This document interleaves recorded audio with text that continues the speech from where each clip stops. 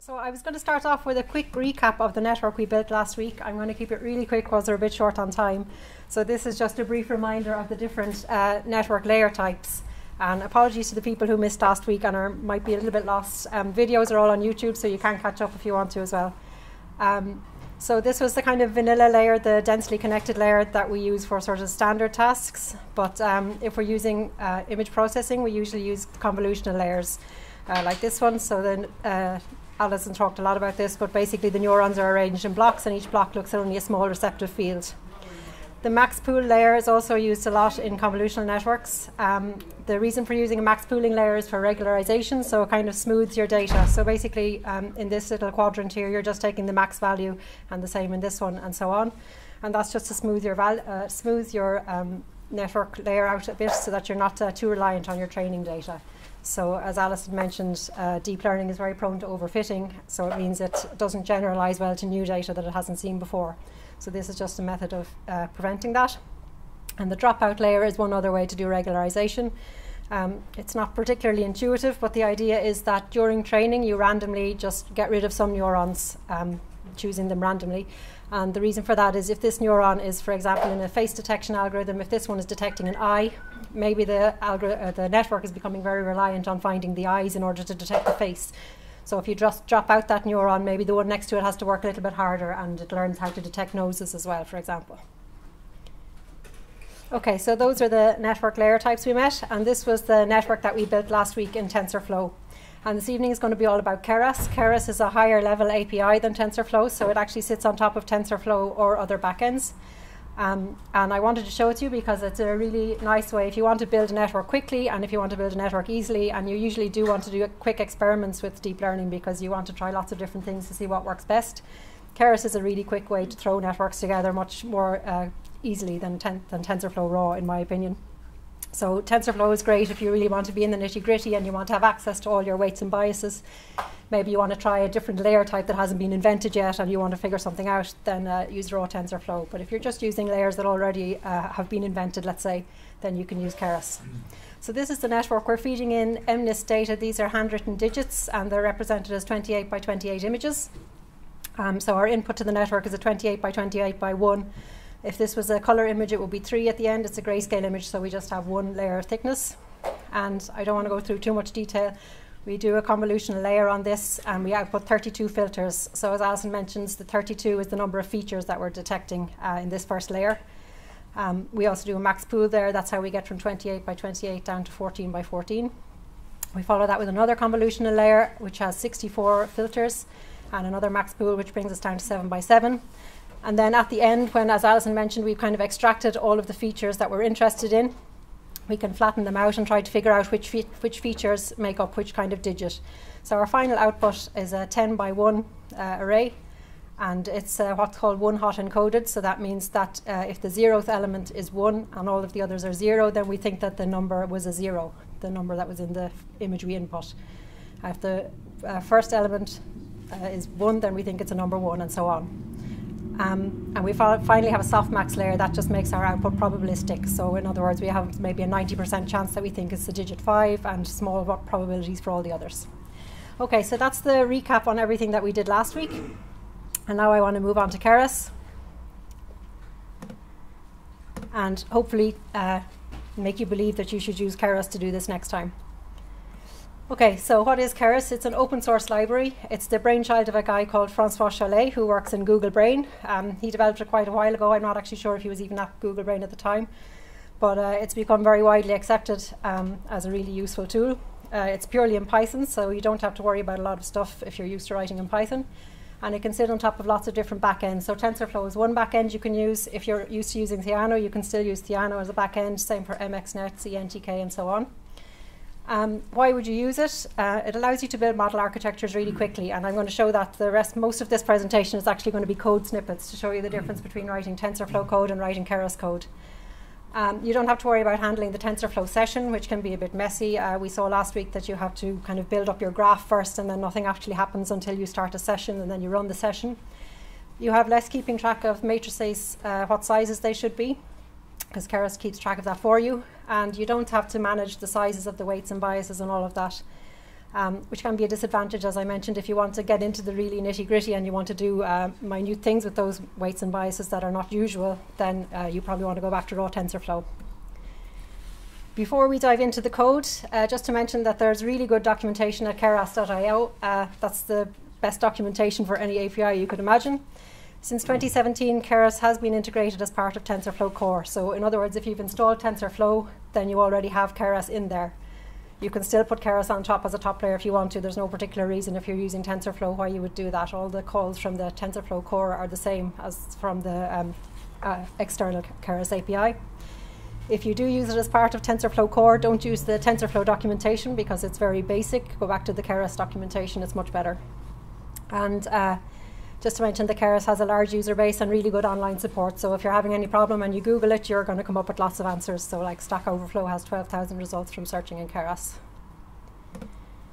Okay, so this is code that we ran last week, and actually we didn't have time to go through it in detail last week, but this is the code to write 2 convolutional layers in raw TensorFlow.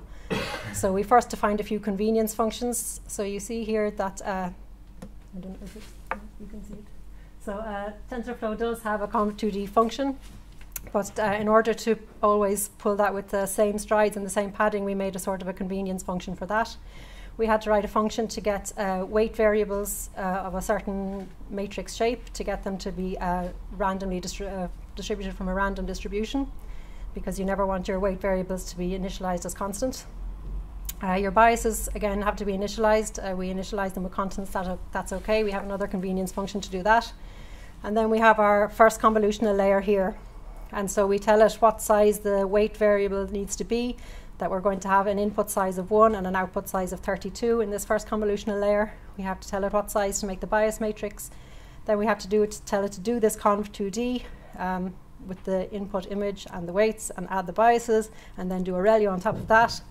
And then we have a second convolutional layer, and we have to keep track of, well, the last one, output 32, so we need an input of 32 here, and then we want an output of 64, and so on and so forth. So it's a bit convoluted, and it's a bit not terribly intuitive.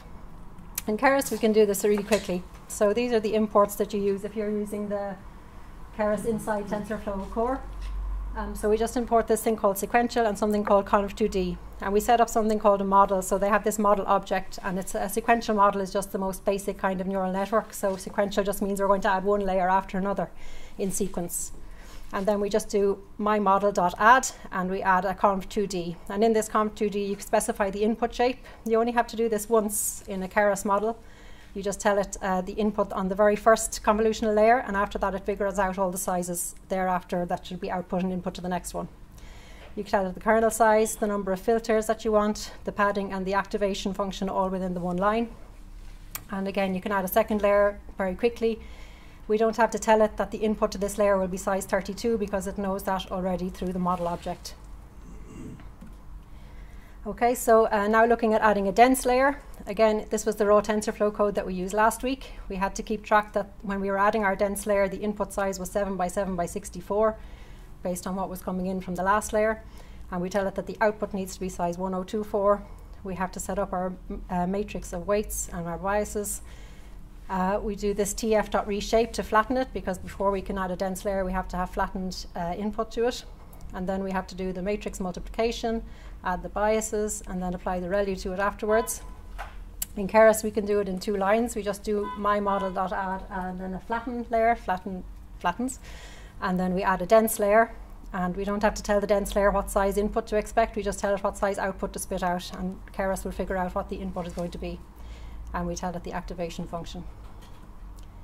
Okay, so this is all code snippets showing how you can do TensorFlow versus Keras and how much quicker you can do it in Keras. This is the loss and the optimizer. In TensorFlow, I think it's very unintuitive how you do it. So you set up cross entropy. You tell it that you want to average the cross entropy over the batch, which is usually what you would do. And then you have to tell it in a training step, I want you to use the Atom optimizer, which is a kind of optimizer to get low down in your loss function. And you have to tell it explicitly, I want you to minimize this loss thing that we've already calculated. So it's a bit complicated.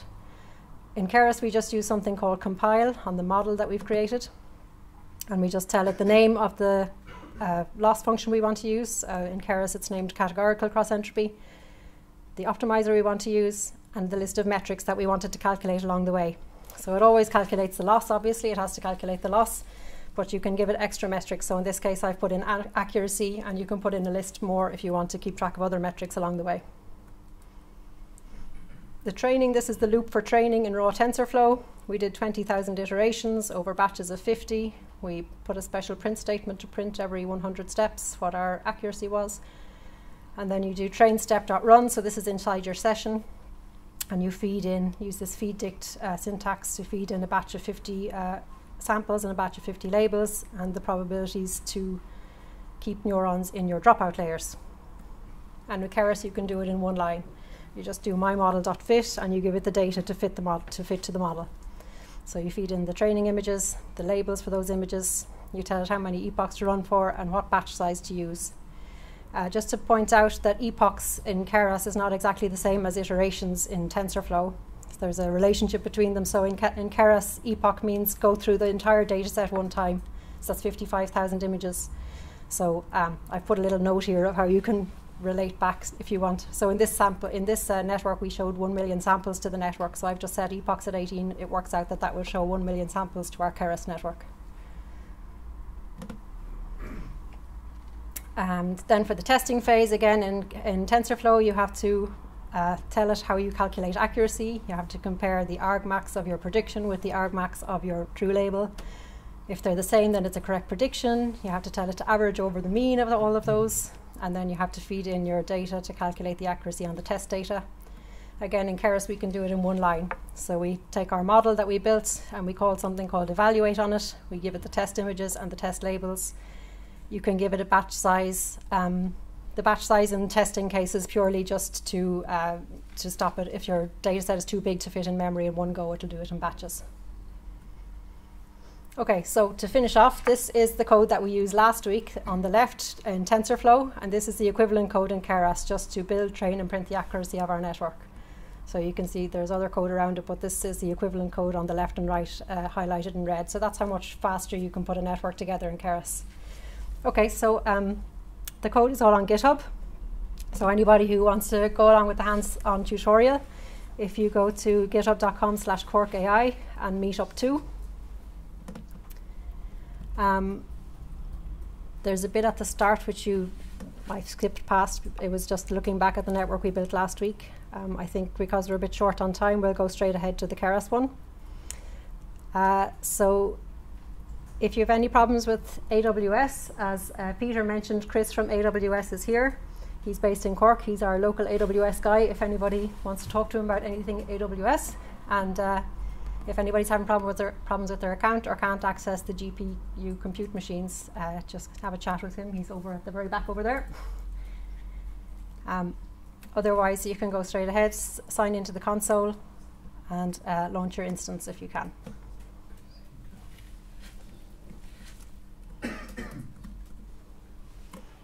If anybody's having trouble, just give myself or Peter or Chris a shout.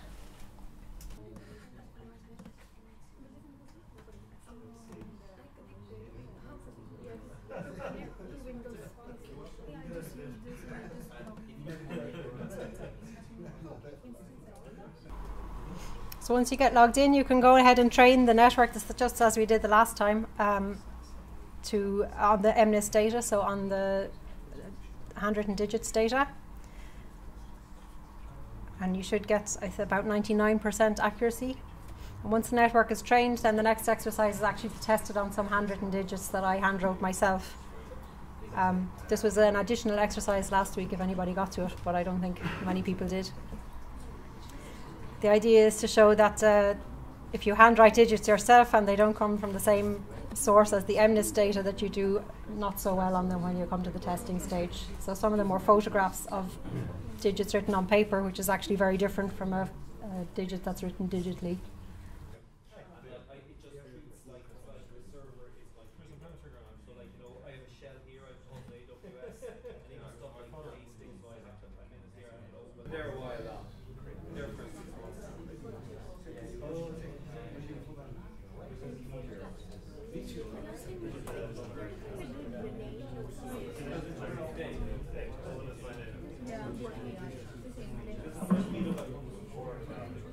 Okay, so if you got to the end of training, it's about 99% accurate, which is really good. But this is a really basic benchmark data set where you expect to be really, really good. So don't get too excited. Sorry, you were saying that this doesn't apply well to new data. So it's only good at predicting the data you're training. Well, what I'm about to show, I'm not going to go through all the steps in the tutorial just in the name of time. I'm going to do here's one I made earlier. So somewhere in here.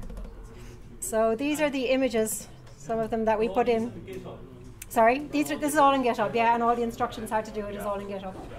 So this is a photograph of a number 5 that I wrote on a piece of paper and photographed it and then inverted the colors and made it 28 by 28 so that it fits in.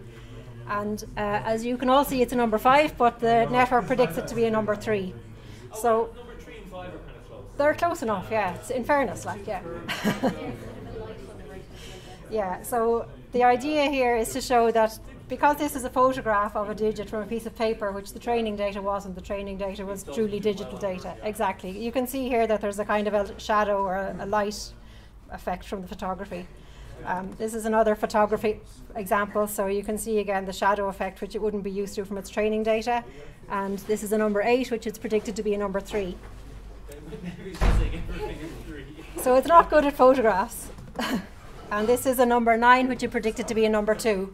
But again, you can see all the effects from the kind of paper it was written on or whatever. Yeah, exactly. It's dirty looking. It doesn't come from the same nice clean data set. I also made some images that I just wrote digitally on the screen, white on black, which looks like this, and it does a little bit better at that. So this is a 2 and it predicted it to be a 2. So it's cleaner, it doesn't have the shadows from the photographing and so on and so forth. This is another digital one which it correctly predicted to be 6. And the last one is a 9, but it thought it was a 2. So, but you see the challenge is that if you take data from a different source and it's not exactly similar to what it's used to and what it has seen before, the MNIST data all came from a sort of a protocol of how to write the numbers or whatever, so it was all done the same way. This is a bit different. If you had like a massive data set of, a more realistic data, then it might do a lot. If your massive data set included photographic images, for example, but it doesn't matter how many MNIST digits you give it, it'll never do well on photographs, no matter how many hundreds of thousands you give it. If it hasn't seen photographs before, it won't do well on them. So that's the kind of moral of the story for today. There's also an exercise on there to do the same thing with these fashion data. So the fashion data is a little bit funny. This was a coat which it predicted to be a pullover. This was a failure on the network's part. To be honest, I think when they rendered their fashion items down to 28 by 28, they lost a bit of information. Yeah. But the idea is there to show that, if your data is not as easy as MNIST, then you don't get such good results.